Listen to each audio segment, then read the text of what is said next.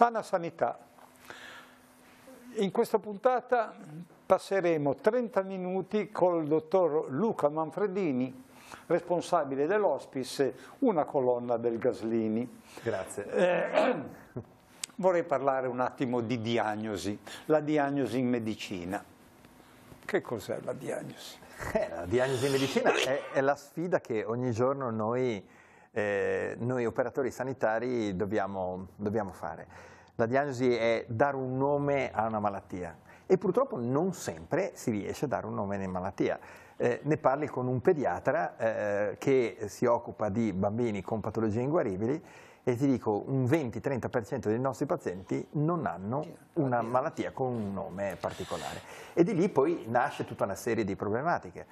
Perché noi, per esempio, noi medici siamo abituati a fare un percorso, ad ogni diagnosi corrisponde una terapia. E se non hai una diagnosi, che terapia fai? Allora parte tutto un percorso che è il percorso sulla qualità della vita e sul percorso del che cosa dare ai nostri pazienti. E cercare di riscoprire qual è il compito dell'operatore sanitario, quello di arrivare a trovare qualche cosa che possa essere utile per il paziente e per la sua famiglia. Prima o poi tutti siamo destinati a ricevere una diagnosi. Assolutamente sì. E quindi c'è da augurarsi che sia una diagnosi benevola, però la responsabilità di formulare una diagnosi. La responsabilità di formulare una diagnosi spesso non è solo di un operatore sanitario, di un medico solo. La diagnosi, soprattutto le diagnosi complesse, ora come ora vengono fatte da un'equipe. Pensa solo a tutta la parte che viene fatta a livello della diagnosi, a livello del DNA, no? Quindi l'operatore medico che visita il paziente, il clinico, pone un sospetto diagnostico, si confronta col genetista e si confronta col medico di laboratorio. E spesso la diagnosi è supposta dal clinico, ma poi viene confermata dal collega che va a studiare l'infinitamente piccolo. Però tante volte il medico è solo nella diagnosi. Ah beh, purtroppo sì. Purtroppo quindi sì. È un brutto... È una responsabilità perché è solo nella diagnosi ed è solo nella comunicazione della diagnosi e alcune volte è solo nella proposta terapeutica, nel senso che... Il ragionamento diagnostico com'è? Il ragionamento diagnostico è una delle sfide della medicina, nel senso che quando spesso si parlava dell'arte medica, no? Nel senso la capacità di un medico, di un operatore sanitario di valutare attraverso segni e sintomi da parte del paziente quella che poteva essere la malattia che c'è di base. Adesso fortunatamente abbiamo la possibilità di utilizzare strumentazioni estremamente sofisticate. Però esiste quel quid che è l'intuizione del medico che permette di fare quel salto di qualità da una valutazione semplice degli esami a formulare una diagnosi e quindi iniziare un percorso terapeutico. È il punto di partenza della diagnosi. Il punto di partenza della diagnosi è la storia che ci racconta il nostro paziente, sia che sia un neonato, sia che sia un bambino, un adolescente, un adulto o un anziano. Il tempo della diagnosi. Il tempo della diagnosi è il tempo della comunicazione che noi abbiamo con il nostro paziente. Ti dico solo una cosa, pochi anni fa sul British Medical Journal, che è una importante rivista internazionale, si diceva che il medico interrompe il paziente quando lo riceve nel suo studio o in ospedale dopo solo 18 secondi. Di colloquio col paziente, cioè nel senso che magari il paziente si presenta dal medico e gli dice: guardi, senta dottore, ieri sono andato al mercato con mia moglie e ho cominciato a sentire male di schiena, e mentre raccontava a mia moglie e subito il medico gli dice: ma allora mi racconti un po' che dolore era il suo mal di schiena. E questo avviene dopo 18 secondi, quindi vuol dire che noi medici lasciamo poco tempo al paziente a raccontare la sua storia. Come si impara a fare diagnosi? Beh, si impara da una parte studiando tanto, dall'altra parte lavorando sul campo. perché la medicina è tanto studio ma anche tanta esperienza.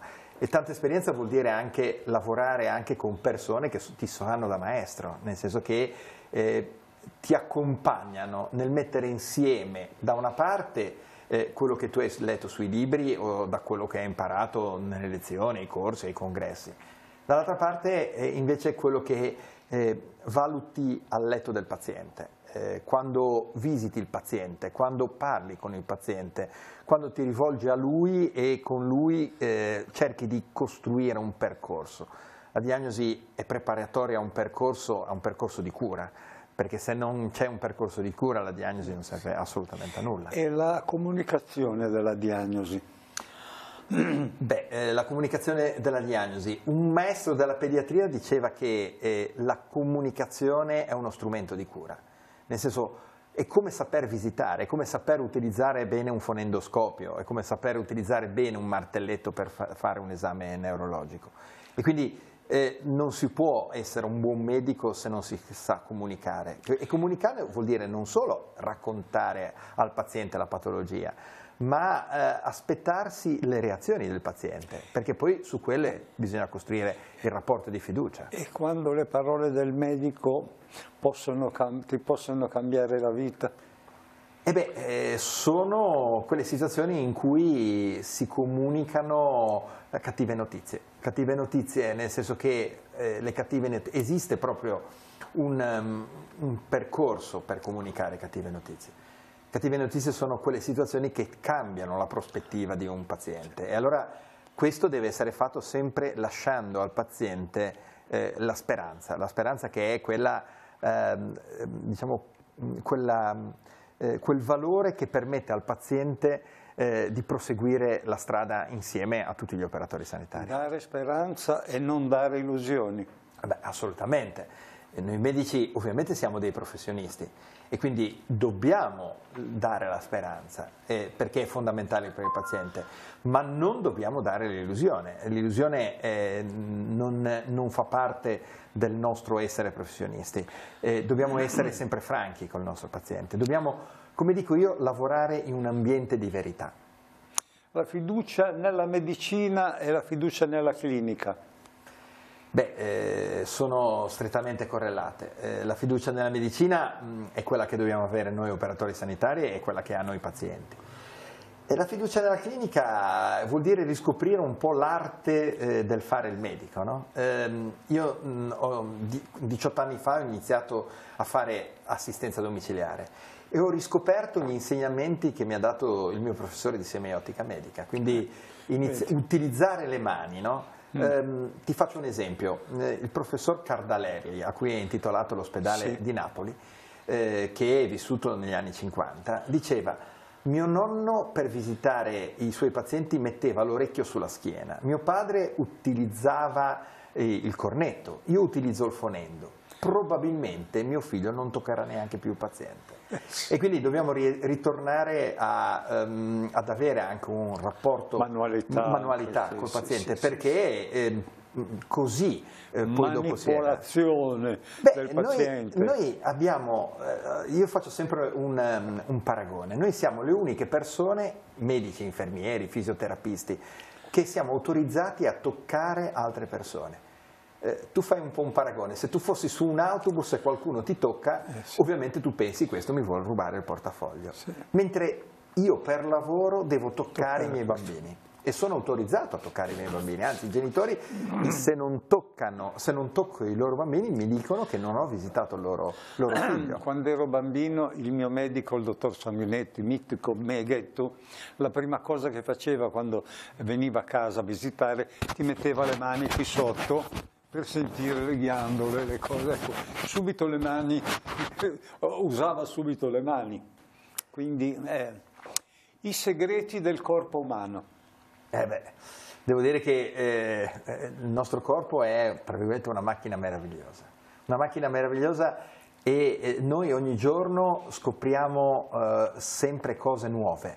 Le scopriamo noi, partiamo dall'infinitesimamente grande all'infinitesimamente piccolo, no? La medicina di oggi va non solo sul DNA, ma sulla singola base azotata. e grazie alla possibilità di modificare l'infinitesimamente piccolo tu cambi la prognosi di un paziente. Quindi siamo di fronte a una cosa stupefacente. Senti, dall'occhio, dalle mani alla diagnostica per immagini.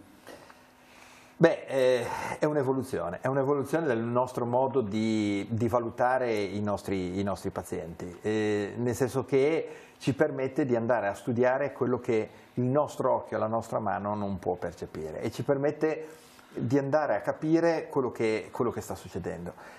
Peraltro alla fine ci deve essere un'interpretazione di quello che la macchina ci dice. La macchina non fa altro che fare una fotografia e come tutte le fotografie poi queste devono essere modulate e devono essere spiegate a noi stessi, ai nostri colleghi, ma soprattutto devono essere spiegate ai pazienti o nella mia situazione anche ai genitori dei nostri bambini. Diagnosi e intelligenza artificiale.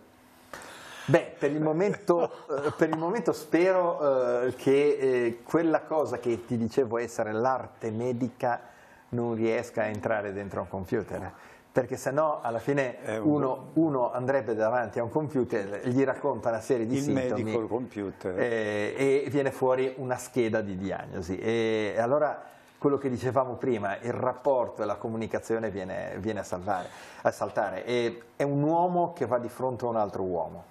Scoprire l'origine della malattia. Scoprire l'origine della malattia, anche questa è una sfida, nel senso che andare a capire quali sono i fini meccanismi che vengono alterati in un organismo e che producono da uno stato di benessere a una situazione di malattia è veramente qualcosa di entusiasmante, perché su quello noi dobbiamo andare poi a lavorare.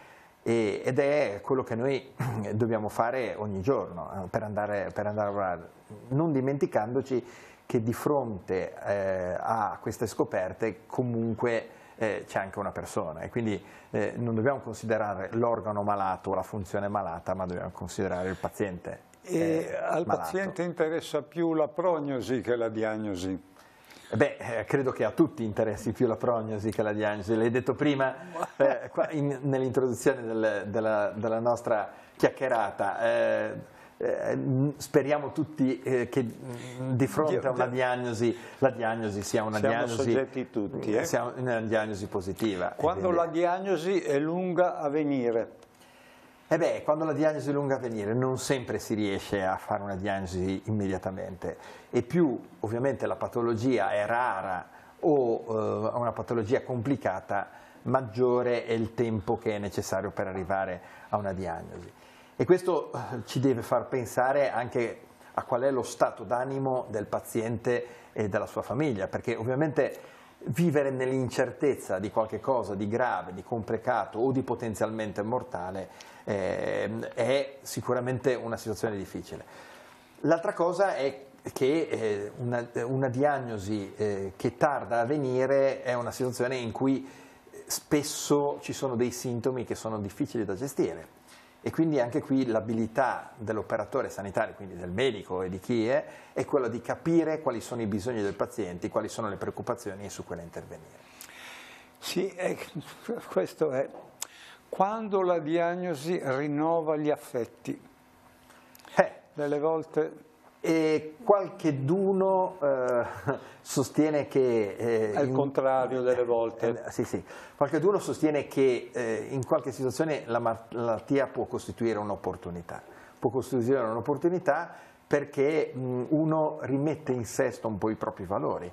E quindi comincia a capire che alcune cose sono state tralasciate, alcune cose importanti sono state tralasciate.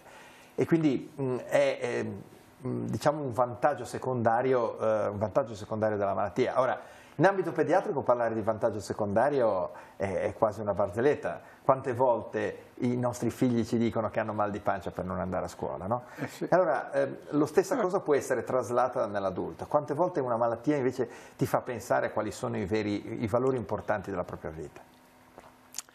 Il carattere del medico nella diagnosi.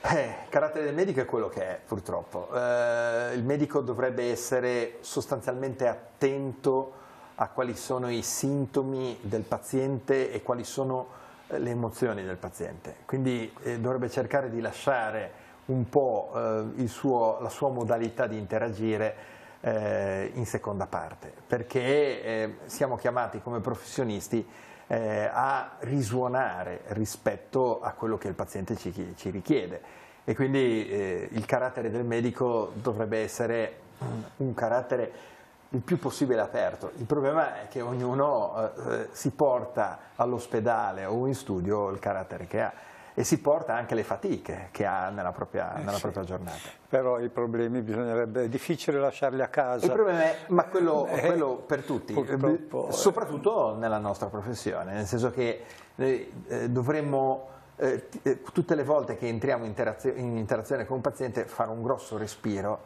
e cercare di cambiare il nostro stato. Cioè, essere lì per il nostro paziente o per la nostra famiglia, per la famiglia del paziente nella nostra situazione, perché loro sono venuti con le loro fatiche e le loro problematiche da noi che svolgiamo una professione di aiuto, perché fare il medico, fare l'infermiere, fare lo psicologo e fare una professione di aiuto, essere lì per loro.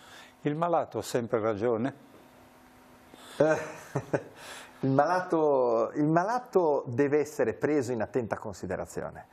Io ho avuto la fortuna di crescere all'interno di un reparto che è stato diretto dalla professoressa Massimo, e la professoressa Massimo ci diceva tu devi smentire scientificamente quello che ti dice una mamma, perché finché tu non smentisci scientificamente quello che dice una mamma, la mamma ha ragione.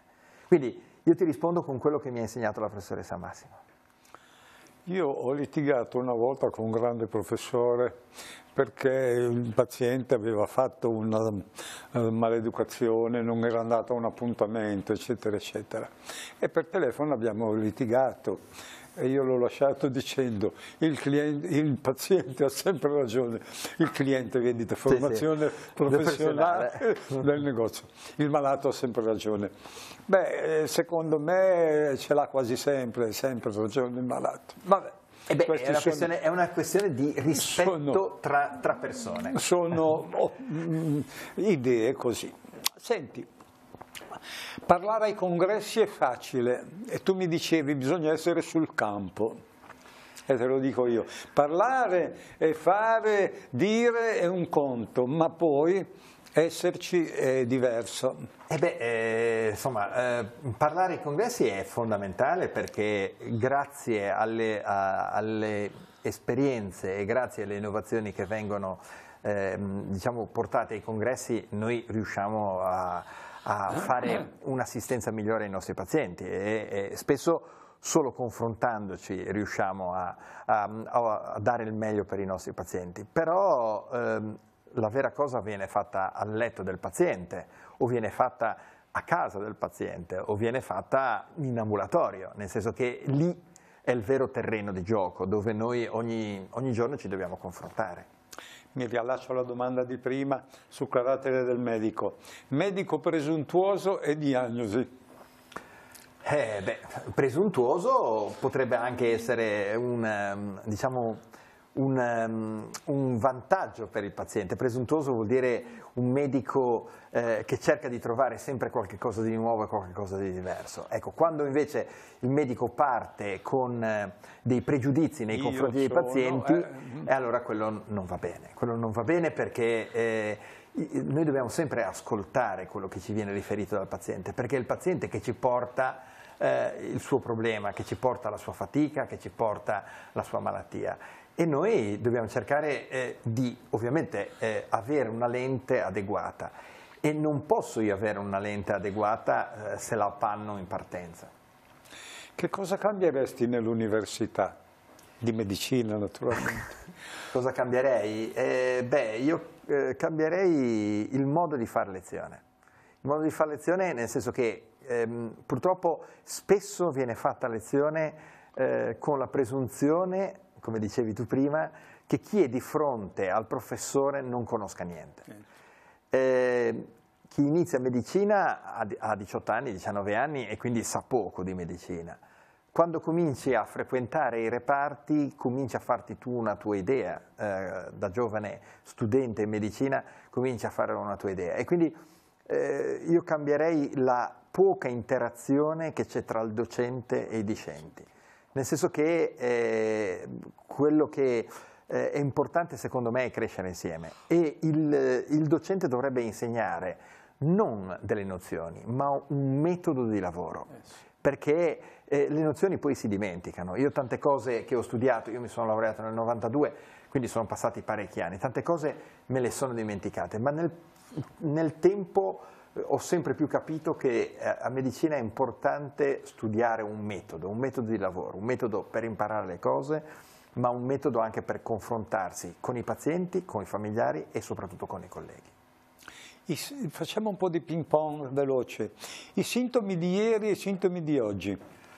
Beh, i sintomi di ieri e i sintomi di oggi, spesso i sintomi cambiano perché cambia il mondo che c'è intorno. Ma non tanto il sintomo in se stesso, ma come il sintomo rappresenta un disagio rappresenta non una patologia, ma una sofferenza. Diagnosi precoce.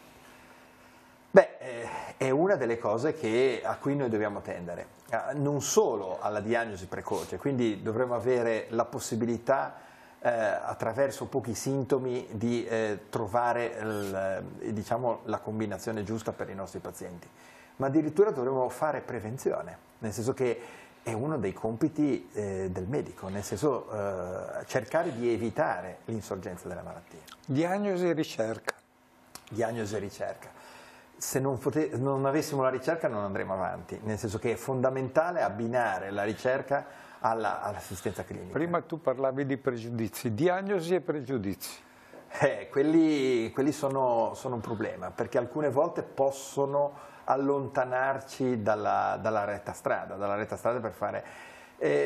se io comincio a pensare che chi è di fronte a me arriva e mi vuole mostrare alcune cose piuttosto che altre, poi io vengo sviato, no? Nel senso è come andare su una strada dove vengono cambiati i cartelli. Autodiagnosi. L'autodiagnosi. Allora, l'altro giorno ho visto una barzelletta che diceva c'era un paziente che entrava nello studio di un medico e diceva: chi si è fatto autodiagnosi sul dottor Google vada a chiedere a un altro provider. Ecco, il rischio che c'è adesso anche nei nostri pazienti e nelle situazioni che vivo io quotidianamente è che il paziente o i familiari dei pazienti arrivano con una cartellata di fogli che sono stampati da internet, dove purtroppo nessuno ha la capacità di discernere le cose giuste dai messaggi promozionali. Diagnosi senza esperti. Non è molto distante da quello che tu mi hai detto. Alla ricerca della diagnosi favorevole. Purtroppo è una cosa che noi tutti pensiamo quando stiamo male, no? Nel senso che è una caratteristica umana, no? Io ho un sintomo e se sono ottimista, cerco di pensare che sia la patologia migliore. Questo ovviamente deve essere tenuto in considerazione da parte del medico, ma ovviamente noi dobbiamo avere l'obiettività di valutare qual è invece la patologia più vicina a quello che mi racconta il nostro paziente. Diagnosi e medicina difensiva. Purtroppo questo non è un buon modo di fare medicina, nel senso che la medicina difensiva è una medicina dove il medico cerca di proteggere se stesso, che vuol dire non mirare alla migliore diagnosi per il paziente, ma cercare di fare quello che ti permette di difenderti. Ovvio, noi abbiamo la possibilità e abbiamo 1000 strategie diagnostiche, non dobbiamo sottoporre i nostri pazienti a innumerevoli esami solo per essere tranquilli noi. Dobbiamo anche qui avere come unico obiettivo il bene del nostro paziente, quindi cercare di fare quegli esami che sono fondamentali per il paziente. Come diceva un mio professore, se un esame non serve per cambiare né diagnosi né trattamento, è un esame inutile. Farlo. Bambini in crescita, organismi in crescita, informazione e inquinamento. Questo purtroppo è una cosa che sempre di più viene valutata, nel senso che l'ambiente ha influenzato in modo importante i nostri bambini. Ti faccio un esempio: è stato dimostrato che i bambini che vivono in città hanno una maggior tendenza a sviluppare patologie allergiche rispetto ai bambini che vivono in campagna. E questo vuol dire che l'inquinamento condiziona in modo negativo il nostro sistema immunitario. Stessa domanda riferita all'alimentazione, alle diete scorrette, alle brutte diete. Purtroppo sempre di più noi ci troviamo di fronte a bambini che hanno una cattiva alimentazione. Questo perché ovviamente le proposte che ricevono tutti i giorni e dalla televisione, ma anche quotidianamente, per esempio dagli amichetti, è quello di fare un'alimentazione non corretta. Non è giusto che un bambino paghi un conto così alto. Purtroppo sappiamo che sempre di più ci sono bambini che hanno un sovrappeso o tendenzialmente sono obesi, e sappiamo che quello che oggi gli succede lo pagheranno un domani. Senti, l'ultima domanda. Qualcuno sostiene che la meritocrazia stia diventando la nuova religione del nostro tempo. Se io fossi un paziente sarei solo che contento, nel senso che vado da una persona che è stata messa lì perché è stata considerata una persona capace di fare il suo parla lavoro. di misericordia confrontata alla meritocrazia, si parla della parabola del figlio il prodigo. Sotto questo punto di vista forse sarà meglio fermarci, perché ci avventuriamo in un campo minato. Qui ci vorrebbe il nostro direttore Don Fausto Brioni assolutamente a mettere i puntini sulle i. Però io ritengo che io preferisco andare da una persona che viene considerata capace, e non solo considerata capace da me, ma anche considerata capace da chi ha la capacità di giudicare le sue conoscenze, le sue competenze, le sue abilità. Va bene, noi abbiamo terminato i 30 minuti col dottor Luca Manfredini, che ringraziamo e a cui facciamo gli auguri per il suo hospice, per la sua carriera. Ringrazio il nostro cameraman regista Christian, ringrazio voi telespettatori e vi do appuntamento alla prossima puntata. Grazie, buonasera.